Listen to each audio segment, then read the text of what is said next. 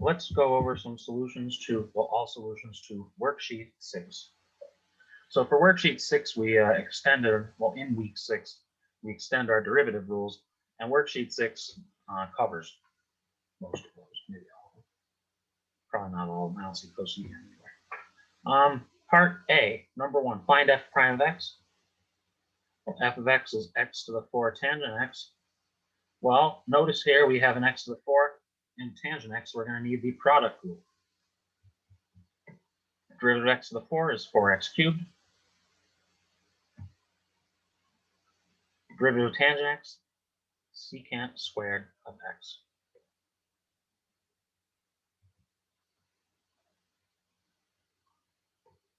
B, f of x is e to the x secant x. Well, again, we have two things multiplied. We'll use the product rule. Product rule shows up a few times here. Derivative of e to the x is e to the x.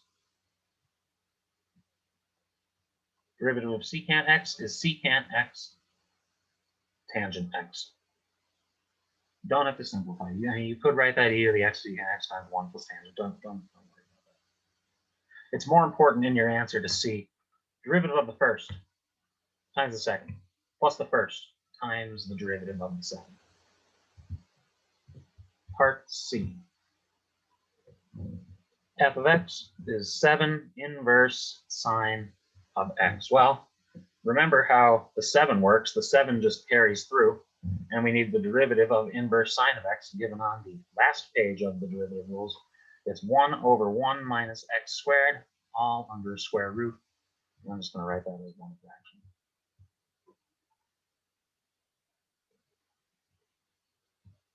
Part D. F of x is what? Root x log x. Again, we have a product rule. This is the product rule. Derivative of root x, you could say half x to the negative half. I'm just going to use the 1 over 2 root x shortcut times log x plus root x. Derivative of log x given on page 2 of the derivative rules, 1 over x. And I'm just going to, the root x times 1 over x simplifies nicely, so I'm going to simplify that after. Yeah, you don't have to. We could actually further simplify that if you want. Factor out 1 over root x log x plus 2. Log x over 2 plus 1. Or in the first thing, derivative of the first times the second plus the first times the derivative of the second is what's important to see.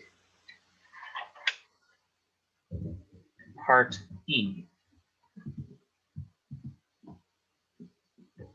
Part E, what do we have? F of x is cotangent x over log x with base 5. Well, we have a quotient, so we need a quotient. So what do we need? We need bottom. Derivative of the top. Derivative of cotangent is negative cosecant squared of x. So I'm going to put the negative out front. Minus top. Derivative of the bottom. What's derivative of the bottom? Well, it's log x with base 5. So we have 1 over x natural log 5. And it's all over bottom squared. I should make that x a little bigger. Log of x with base 5. Squared.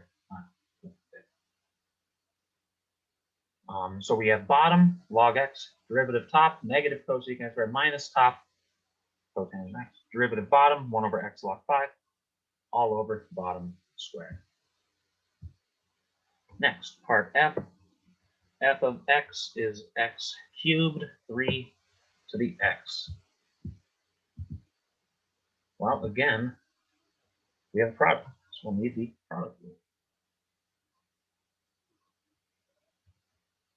Derivative of x cubed is 3x squared. So we have derivative of the first times the second plus the first. Derivative of 3 to the x, well, derivative of 3 to the x uses the rule on the second page. 3 to the x log natural log 3. And I'm going to leave that answer like that. You could write the first thing as 3 to the x plus 1 times x squared. Don't worry about that. It's important to see the first in that part F. The first excuse me, derivative of the first times the second plus the first times derivative of the second.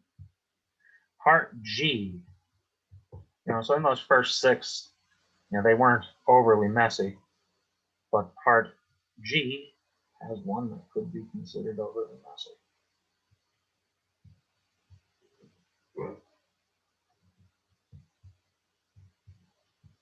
That's awfully obnoxious if all these product rules we're going to have to deal with.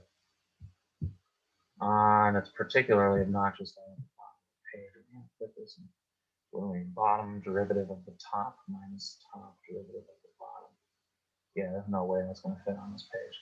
Yeah, let's try. So we have what? We have a quotient, so we need to use the quotient rule. So what do we get? Bottom derivative of the top. What's the derivative of the top? Well, we need a product rule. Derivative of the top. Derivative of x plus 1 is 1.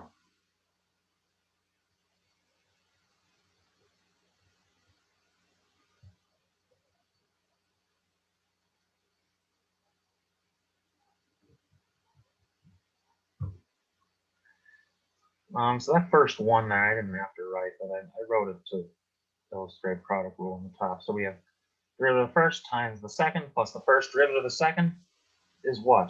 12x cubed minus a product rule.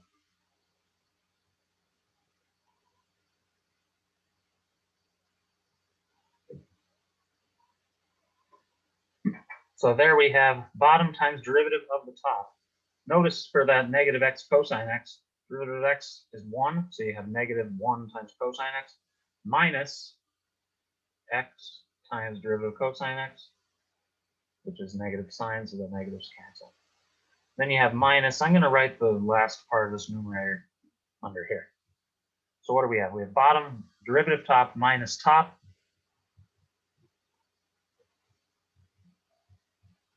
I'm on an evaluation thing. I'm not going to ask more of all this writing. This is just to illustrate how annoying these can get. But how, even though they look annoying, we can find the derivative just by using our 22 rules. So we have bottom derivative top minus top. Derivative of the bottom, well, again, we're going to have a product rule. Derivative of x is 1. So it's that minus x over 1 minus x squared under a square root. And all of this is over bottom squared. So what do we, let's just parse this a little. I can't parse it because I can't highlight on this. So in that overall numerator, so those first two lines extend across one line if you have enough space. But it is bottom times derivative of the top, which required a product rule, and inside that required a product rule, minus top derivative bottom. Derivative of cosine inverse is negative 1 over root 1 minus x squared. So you have, in this case, 1 times inverse cosine minus x, or plus x times negative 1 over 1 minus x squared, which simplifies to that. All over bottom squared. But you didn't have to go through all that necessarily, because we could have noticed that that fraction actually reduced. So this is still in part G. That's a G. Notice f of x equals what? X plus 1 times 3x to the 4 minus x cosine x all over x cosine inverse x. Notice in that second piece in the numerator, you can factor out an x.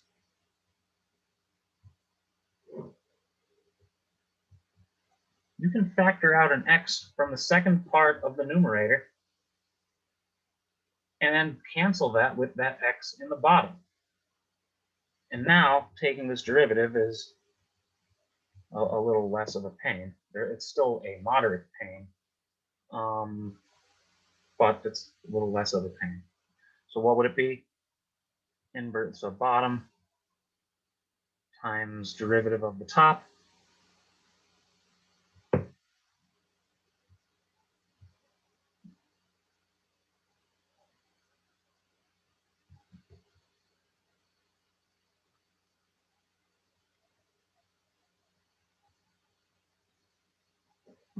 So we have bottom, derivative of the top. Derivative of the top again does require a product rule.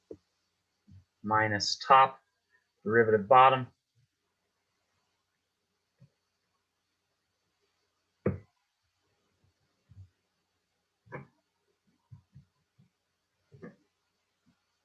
Where did that come from? All over bottom squared. Where did that second thing come from? Well, it's minus, so what is it? Bottom, derivative minus top, derivative bottom. So it's minus top, derivative bottom. Derivative bottom is negative 1 over 1 minus x squared with a square root.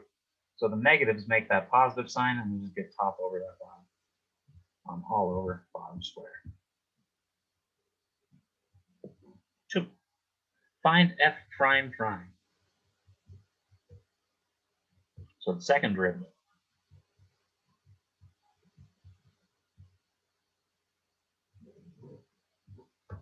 Well, we need the first derivative. Then we need the derivative of that. The derivative of x cubed, 3x squared. Derivative of 2x, 2. Derivative of x e to the x with a negative on it. I'm going to put the negative out like that.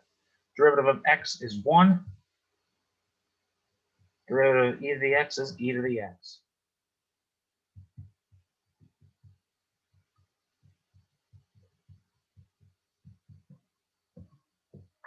So inside the parentheses, we have 1 times e to the x plus x times e to the x. Derivative of x is 1, which gives us the 1 in front of that. Derivative of e to the x is itself. And then distribute the negative. And now we need the derivative of that.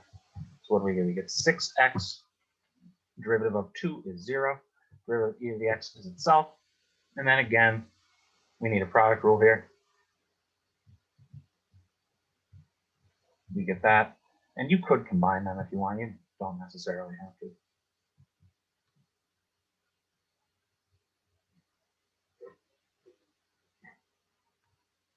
And distribute the negatives. And lastly, new page. We have using the quotient rule, show the derivative of tangent x with respect to x is secant squared of x. What is this? 3. Well, notice tangent x equals sine x over cosine x. So we can apply the quotient rule. So d by dx of tangent x is what? Bottom. Derivative of the top.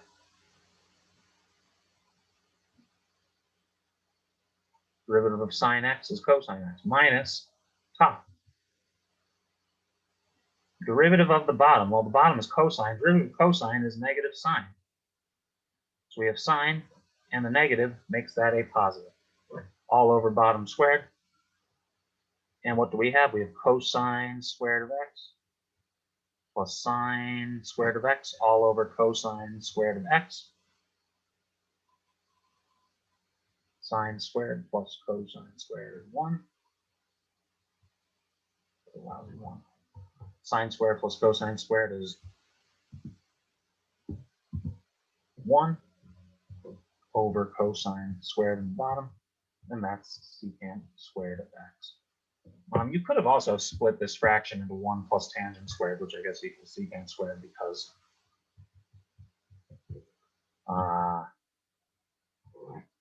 so if you split that fraction into 1 plus tangent squared, why does that equal secant squared?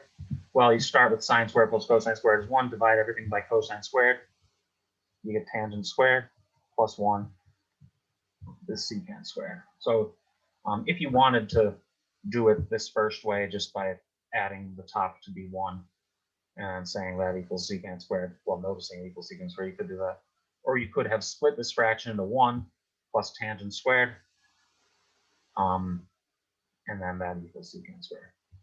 Either way. So definitely work on, well, be sure to practice problems like A through F, maybe not necessarily part G, and also something like 2. And if you want, you can prove the other 4 trig rules. Well, I guess the other 3, the cosecant, the secant, and the cotangent, in a way similar to what we did for number 3.